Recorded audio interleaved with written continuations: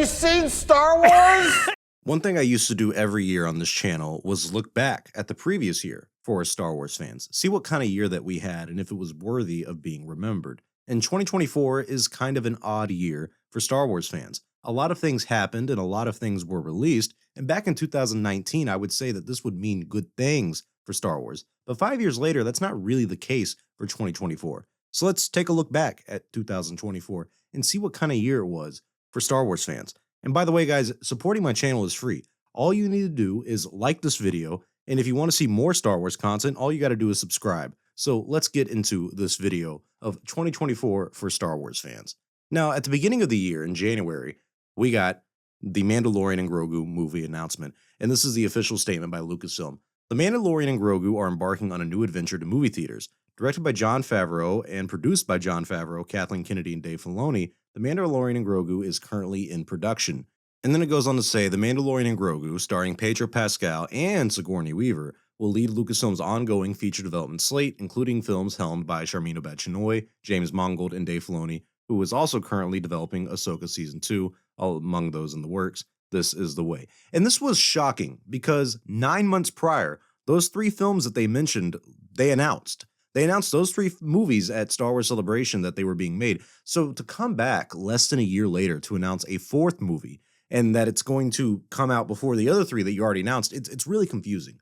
This movie is also basically season 4 of The Mandalorian adapted into a movie, which has rubbed fans the wrong way. Even the title, Star Wars, The Mandalorian and Grogu, is a little odd. And I don't know who's been in charge of naming these Star Wars projects after the characters, but since they started this with the whole solo Star Wars story, it's never stopped, and the names are awful. I mean, whoever greenlighted this stuff needs to be fired. And I think fans are fine with getting a Mandalorian movie. That seemed like a long time coming down the pipeline, but the suddenness of this movie being made is what has fans concerned. I personally do trust Jon Favreau. I think this movie could be really good, but in terms of big events in 2024, this might have just been the biggest one, because this will be our first Star Wars movie in 7 years, and it's been the story that's kept us engaged since the movie stopped in 2019.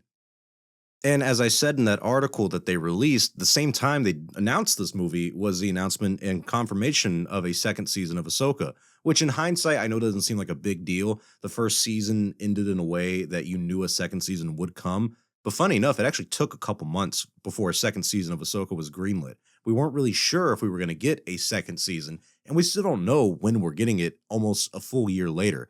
Dave Filoni is working on his own Star Wars movie and a 2nd season of Ahsoka, plus he's moved up at Lucasfilm as one of the creative heads, so it's a lot to deal with for one man. And so it's good news that they're giving us a 2nd season, but you know, it's just kind of odd that it took so long. But I do think Lucasfilm has doubled down on their faith in Dave Filoni, and we saw that again this past year. And after that, speaking of Dave Filoni and shows and stuff that he's created and doing, one of the shows that he did create, at least a spinoff from his own series, The Clone Wars, Bad Batch. Bad Batch Season 3 ended in 2024. It marked the end of an era for Star Wars animation, which was The Bad Batch. It started on May 4th in 2021, and it went on for 3 years, almost every year. I think 2022 was the only year that it didn't come out.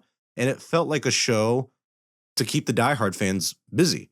And when it launched, there was a lot of fans talking about the show, but by the end of the series, it felt like the interest in the conversation around the Bad Batch died out. By season 3, you only either liked this show or you didn't, and I don't think there was really anyone in the middle tuning in. I think fans were kind of ready to move on from the show by the time season 3 came out, and now that the Bad Batch, is over, we can say it did have a fan base who loved this series, and they stuck around for the series finale, but the majority of the fandom stopped talking about the show after season 1. So season 3 ending the series didn't really send the waves in the fandom like a season 7 or 6 of the Clone Wars did throughout both of those separate times.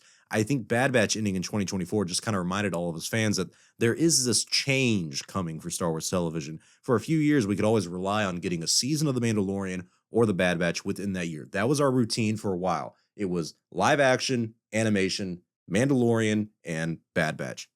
And that's over. Both of those shows are, at the moment, done. I mean, Bad Batch for sure. We don't really know what's happening with The Mandalorian in terms of television. So I'm not a fan of The Bad Batch, and I'm kind of glad that it's over with. But I will admit there was something special about getting the same shows every year. I really do think there was something to the pattern that they had of having the Bad Batch and then the Mandalorian come out every year for 2 to 3 years straight. That worked, and I'm kind of sad that that pattern is over. And not too long after the Bad Batch ended, we got another short series animated thing that Lucasfilm's doing now. We started with Tales of the Jedi. We thought we were going to get a second season of that. And I think people wanted that. But instead, we got Tales of the Empire, which was surprising, mainly because it was about Morgan Elsbeth and her origins and fan favorite Barriss Offee and what happened to her after the Clone Wars. It was just kind of a switch that I don't think a lot of fans anticipated. And I really enjoyed both of these stories from Tales of the Empire. And it seemed to be well received amongst the fandom. I think these short stories add to the overall Star Wars series in a positive way, but they only really last about a week or so when people are talking about it, honestly. So it doesn't make or break Star Wars in 2024. It doesn't make it bad, but this good thing, it doesn't really outweigh, shows like The Bad Batch or our next topic, The Acolyte. The power of many. Oh boy, easily the biggest and most controversial Star Wars project of probably the past 5 years, maybe even eight. And that is this live action series, The Acolyte. Set during the end of the High Republic era, this was supposed to be the launch of an entire new storyline for Star Wars, tying the Sith to the prequels and show us how the Jedi fell into their ignorance or whatever the hell's wrong with them this time in this show. This series immediately ran into trouble on the 2 episode premiere. I mean, it was a rough start, but I think enough people after the 2 episode premiere were willing to give it a chance and see how the story played out. But after episode 3, oh my God, people start to tear the show apart. The Acolyte will be talked about for the next couple years, but within the year it was released, it really showed the dark side of the fandom. It brought out the worst aspects of the culture war. And I'm not saying like one side or the other. Both sides are crazy. I mean, the reaction to the show was insane. You had people hating it before it even came out, and you had people saying that there was literally nothing wrong with it. And if you didn't like it, it's because you're a racist. Like, it just made no sense. So we haven't seen this kind of turmoil since The Last Jedi. And I think the overall opinion on The Acolyte is different than The Last Jedi. Most fans and haters of The Acolyte are actually disappointed with this show because this was a very disappointing show. It was supposed to be the first Star Wars story about the Sith in almost 20 years. And this time, we even got Darth Plagueis, the master Darth Sidious. This was going to be a big deal, but all that fell on deaf ears because the fan base was not giving the show any time of the day. The views were so bad that they canceled the second season within a month of the first season ending. And that is bad. And that pissed off the 5 people who actually liked The Acolyte. And don't forget what I said about Dave Filoni's Ahsoka Season 2. That took months to get greenlit. The fact that this took weeks to get canceled says a lot. This show made 2024 as a year for Star Wars fans really bad and rough. And it did a lot of long-term damage for the brand that I fear may never be replenished, replaced, whatever. And remember, the most important message from this show was the power of one, the power of two, the power of many. On the video game side of things, we did get a new Star Wars game called Star Wars Outlaws, and I have not played this game, so I can't give you my opinion on it, but I can tell by the fandom reaction to it, or lack thereof, and the sales that Ubisoft is reporting that this game did not move the needle for Star Wars at all. And what's really interesting is that it does mark the end of the era of EA Star Wars that we had to deal with for 10 years. And I can't believe that that is over and that this is the first game that we get from Star Wars and that this is the game that we get. If it was the KOTOR remake, this would be a completely different conversation. And we'd be like, oh my God, 2024 is actually kind of cool because we got that game or something like that if it was really good. This game, though, whether it was good or not, it didn't move the needle enough. And it also clearly was not good enough to move the needle in a positive direction for the franchise, at least within this year. So I've seen people who have reviewed it, people I know who have played it, and everything that I trust say that it's a fun game. But, it's good to get a new Star Wars game this year. I just don't see this game catching anyone's attention.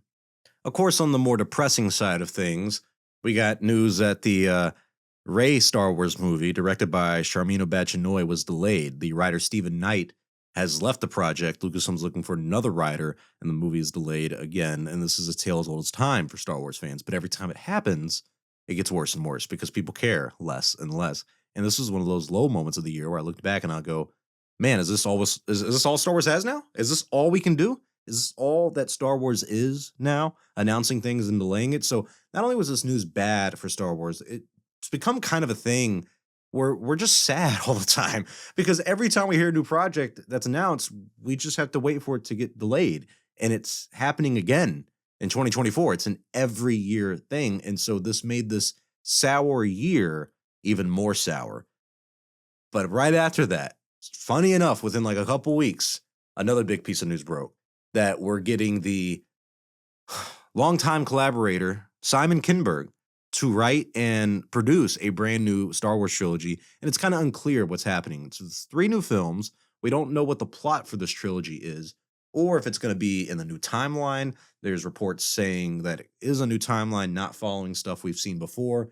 And there's other reports saying that, no, it's going to be like basically episodes 10, 11, and 12, with Rey being an Obi-Wan type character to lead the new Jedi Order. Who knows? This is huge news for Star Wars fans. Hang on, let me correct myself. This would have been huge news 5 years ago, 10 years ago. But with Lucasfilm's track record of movies that never get made, I mean, they literally went from putting one writer away because they just didn't like what he was putting out with Stephen Knight with the Rey movie. That didn't work out. So now they're like, okay, well, let's do a new trilogy with this guy Simon that we've had along our side for years. It's so weird. It's so confusing. And a lot of fans I've noticed are just ignoring this news because they doubt it's even going to happen.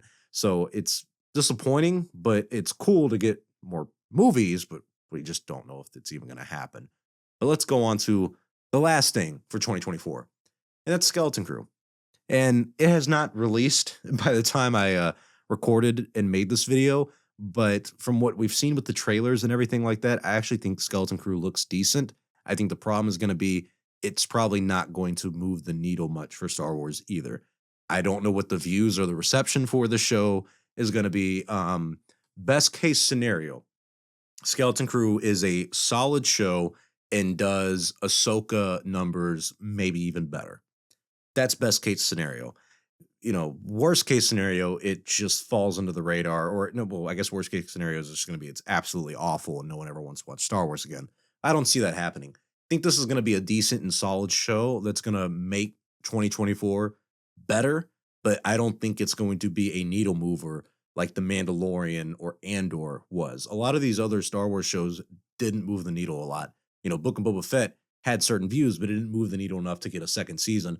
Ahsoka did enough in the core fandom to get that second season. We don't know what's going to happen with Skeleton Crew or how the core fandom is going to react to it, but I know they'll at least tune in for the first couple episodes, and that'll kind of be the test. But since it goes into 2025, it ends in January, what it does for 2024 for Star Wars fans, it just gives us something else to watch. That's really it. So I got to be honest, looking back on 2024, it was a pretty rough year for Star Wars. I'd honestly give it a rating of a bad year for the brand, if I could. I mean, if we're going to rate it a good or bad year, I'm saying it's bad. Nothing that came out really moved the brand forward. You got a new movie announced, which was clearly just to fix the other movie that's being delayed and won't be out until 2026. So, a movie coming out in 2026 is not going to do anything for us in 2024. Bad Batch finished its run, but no one noticed or cared. So that really meant nothing. If this was the Clone Wars, we actually would have looked back on this with some fondness. No one really tuned in for Tales of the Empire. I mean, it's great, but it's not really significant. The Acolyte was not only an uneventful run of a show, it was a really bad show, and it got canceled immediately after, and it basically ruined the year. I mean, if this show did not happen this year, I don't think this would have been that bad. But then you follow up with the Rey movie getting delayed. That's like the cherry on top, and then you get 3 new movies that no one's confident about, and then you end it with Skeleton Crew, which seems to be just kind of an average show. So I feel like, yet again, if The Acolyte didn't happen in 2024, this wouldn't have been that bad of a year, especially if Skeleton Crew is good. But looking back, I have to say, this might be the worst year for Star Wars fans since 2018. And I mean, don't get me wrong, 2018 was pretty bad, but we knew that there was more stuff coming in the future. But now that it's 2024, going into 2025, we're pretty used to Lucasfilm by now. So when it's a bad year like this, it's not like 2018 where you can kind of look towards the future and say, all right, well, we're at least getting Rise of Skywalker to end the trilogy. We're getting the Mandalorian movie or series and everything to see where that goes. Like, there's still potential with the brand outside of the Skywalker saga.